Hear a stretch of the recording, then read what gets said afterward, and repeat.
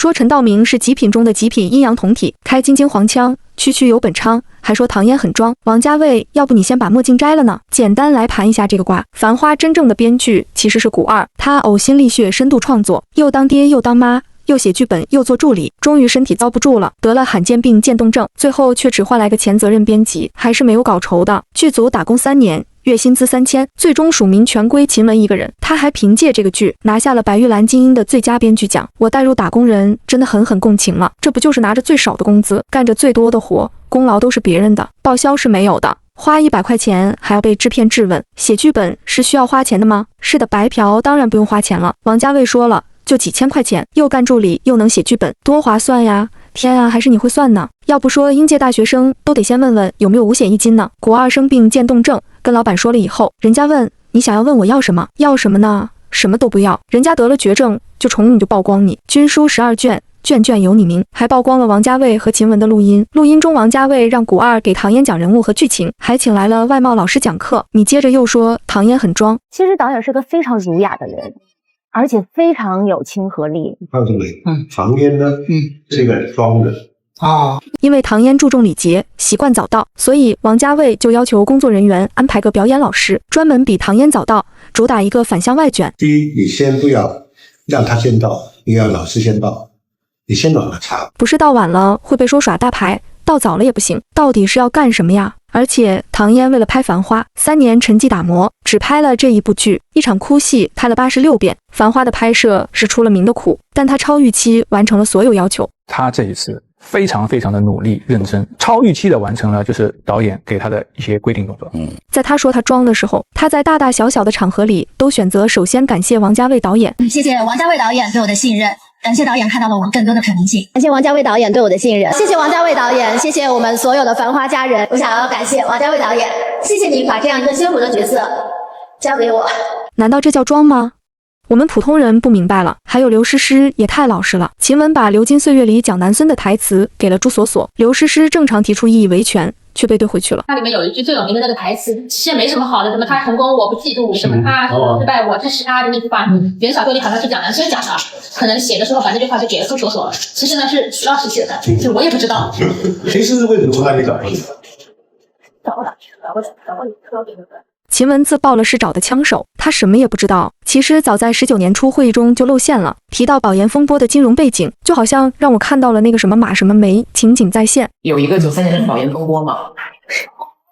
好了，真是不用问了，你瞎按了，还得是古二出来做嘴替。保呢是深圳的一个公司叫保安集团，研呢是上海的一个公司叫研中实业。连王家卫自己都说了，秦雯只会说我爱不爱你，你爱不爱我，这些事情都可以做。但是你问题是你没有事件，你就永远就在说我爱不爱你，不爱不爱我。然后就要古二做饭，秦雯吃饭了。今年是要把整个蛋糕做好了，这是整件事怎么操作的，交给你，你就知道。吃干抹净之后先捉，说古二就是个前期收集资料的，还没经过同意带走了他们的资料。但是这个声明出来之前就先悄摸的把古二爆料的公众号给封了，试图抹去古二是奇闻背后的男人这个事实。但是王家卫、秦雯俩人对内娱的审判可从未停止，说游本昌不是省油的灯，因为他老发朋友圈。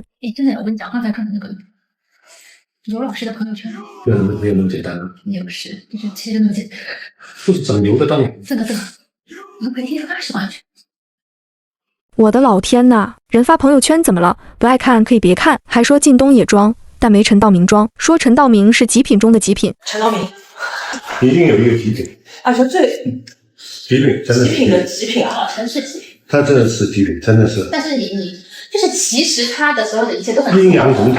说完，陈道明又开金靖黄腔。谁看呀？随便来，真正的别看，金靖。你一定要搞清楚。什么？没有那个胸了，照呀，照呀，可以。包养胸也是男的。可以。甚至金靖也出演过《繁花》，但是戏份被删完了，说人倪妮有后台。你看你也没找过呀？你想想。那也没找过。但是人家出来发声明了，虽然没有点名道姓，但是懂得都懂。这么一看，王家卫和秦雯简直就是区去了大半个内娱。这么努力是想进情报局吗？王传君那句我不喜欢还是太超前了。16年王家卫的电影《摆渡人》播出一片差评，他发文说我喜欢，然后一大堆明星跟风转发说我也喜欢，只有王传君逆着60万大军也不怕得罪导演，直接来了句我不喜欢，不喜欢就是不喜欢。9年前射出的箭，终于还是正中眉心，现在终于懂了。余华那句不要对文人有滤镜，王家卫你本可以戴着墨镜优雅的老去。11月3日，向太在直播间谈到王家卫近日的争议，毫不客气地说，投资王家卫的老板基本都亏钱，我绝不录用他，因为他不受控。王家卫没有张淑平是个屁，拍电影就是靠烧钱。真的发过誓，我们绝对不会用这个。他没有张淑平，他是个屁。电影的没落，他要负点责任。刻薄员工放出来那个录音也是刻薄，亚叔他也批评了，人家年纪那么大，你还批评人家。我想亚叔也没收多少钱。这一番话像是戳破了圈子里最后一层幻象。当文艺大师的滤镜碎裂，人们才突然意识到，原来那些被神化的名字背后也可能是赤裸的权力与资本游戏。从于朦胧事件到王家卫录音门，这2场看似毫无关联的风波，其实都在揭开同一张面具。一个是年轻艺人坠楼身亡真相至今模糊被封口，一个是金牌导演录音曝光揭出创作黑幕。前者让人看到普通生命的脆弱与权力的滥用，后者让人看到才华艺术名望底下也是权力压迫。很多人说于朦胧走后，他们再也无法轻易相信内娱了。如今于朦胧3个字在国内已经成了不能提的敏感词。可我不明白，如果案件真的透明，为什么连最普通的发声与质疑都要被封口？可世上有政策，下有对策，既然不让人说话，大家就用行动回应。网友拒绝为他们的电影买单，不再追剧。网友在各大平台电视直播中留言，只要评论区还开着，就一定有人呼吁真相。也有人写信到中央，打电话投诉，直到现在仍在坚持，只为还他一个公道。与此同时，海外的华人也在行动，在 Allvice 平台上，人们发起了联署请愿，呼吁还于朦胧一个公道。截至目前，已有近70万人签名，其中大多数来自台湾的善良民众。Allvice 一个全球性的公民联署平台，名字在波斯语重译为声音，它汇聚世界各地的普通人，让每一个善意的签名都能为真相与正义发声。而他们也正通过这样的方式，让世界听见来自遥远彼岸的那一句：我们在乎，我们没有忘记。这不只是一场抵制，更像是一场久违的公众觉醒。人们终于看清，那些被精心包装的人设，那些光鲜亮丽的假面，那些层层叠叠的奖项与关系网，原来都不过是掩盖权力操控的外壳。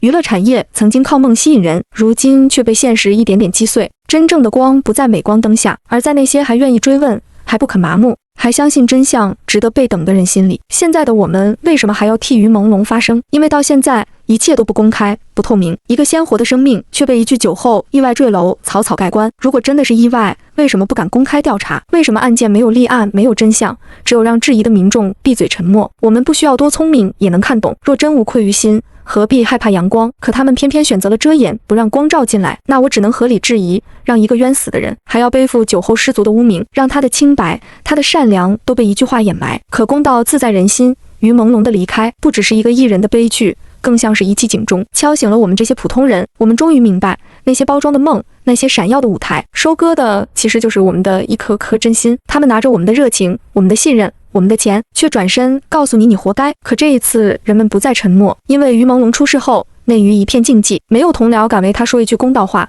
为他奔走的反而是无数不认识他的路人。很早就有人说，圈子里的人早就知道他的结局，后来他们甚至连伪装都懒得做了，在片场公开对他动手。可无论是导演、制片、监制还是演员，没有一个人站出来发声，所有人都装作看不见听不见。我能理解他们这个圈子的势力太大，每个人都有家庭，有牵挂，谁都怕被波及。但换个角度想，那时的于朦胧该有多无助、多痛苦、多绝望？他应该是对这个世界都绝望了吧。在那个环境里，不但没人救他，反而身边的朋友借此机会踩他往上趴，谁踩得凶踩得狠，是不是就可以领赏呢？他以为既然没人能救他，那沉默也许是唯一的出路。所以这次沉默是金，反而成了最讽刺的一句话。最可笑的是，那些人早就知道会有今天的结局，有人可怜他，怜悯他，有人暗自庆幸，幸好不是自己。更多的人选择袖手旁观。这个圈子早就烂透了什么顶流大明星，要么狼狈为奸，要么任人摆布。那些所谓的人设不过是资本包装的假象，别再相信没有黑料的干净。在这个圈子里，只要资本愿意黑的，都能洗成白的。至于主流媒体，别提了，他们早就失去了说真话的勇气。现在的媒体只剩下一个功能，为权贵发声，而人民的声音他们早已听不见。那些所谓的大号博主也都选择沉默，不是不知道真相，而是怕饭碗被砸，怕前路被堵。于是这个世界安静的可怕。喧嚣的娱乐圈里，面对这样的冤案，只有手无寸铁的路人还在奔走相告。他们没有号召力，没有话语权，但是努力的让自己发出点声音，用最笨拙的方式写信、打电话，网络上连悼念也只能是用符号。他们只是想替那个善良的男孩讨回一点公道，哪怕这一点点，也要让世人看到他值得被记住。王家卫的录音门彻底戳破了文艺大师的神话。当镜头之外的傲慢、冷漠与操控被摆上台面，人们才猛然意识，原来在光鲜的外壳下，隐藏的是对人性的消耗和对灵魂的践踏。其实于朦胧事件和王家卫事件本质上是一回事，都是掌权者的傲慢，将良知与才华当作工具肆意玩弄，善良的人被压榨到绝境，甚至失去生命。这个社会的现实也许就是如此，上层压榨下层，不服从的人被剥夺尊严，被逼到边缘，而掌权者依然高坐台上，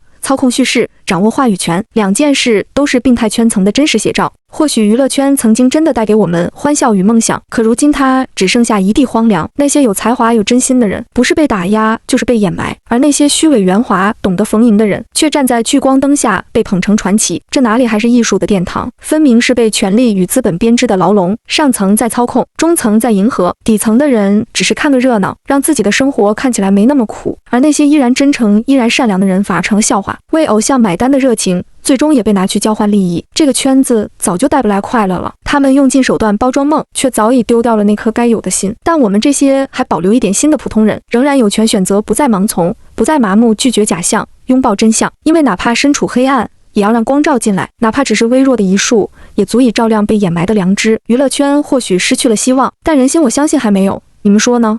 评论区见。